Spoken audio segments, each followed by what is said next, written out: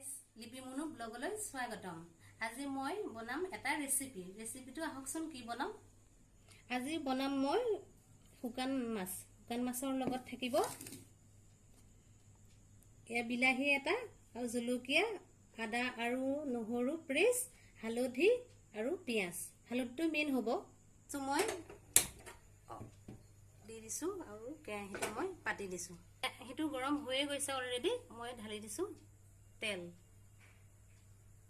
বেছি দিব নালাগে বাৰু। এনে গৰম হৈয়ে গৈছে। মই ইয়াতে দি দিছো মাছখিনি প্ৰথমতে ভাজিয়ে লওঁ।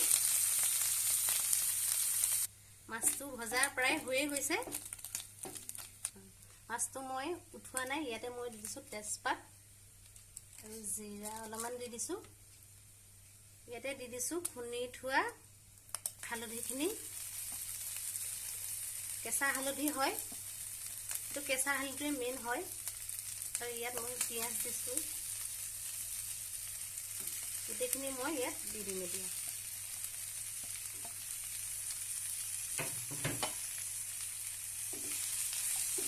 লৰাই ঢাকনা মাৰি দিম এতিয়া মই। এতিয়া ঢাকনা মাৰি দিছো। একদম কম ষ্টিমত বনাব লাগে। আৰু চাওঁ এতিয়া ফ্ৰাই হৈ গৈছে। ইয়াতে মই নিমখ নিজৰ সোৱাদ অনুসৰি ইয়াতে প্ৰায় 1 চামুচেই দিছো।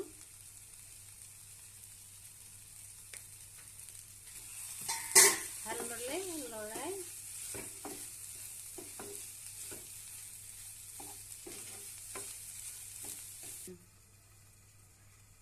ইয়াতে দি দিম কুহুমীয়া গৰম পানী অলপমান, প্ৰায় 1 কাপমান হ'ব।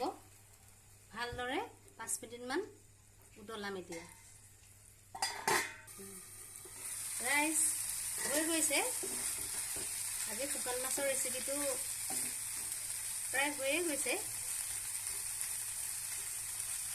খাবচোন বনাই পেলাই, ভাল লাগে খালে, বিৰাট টেষ্টি।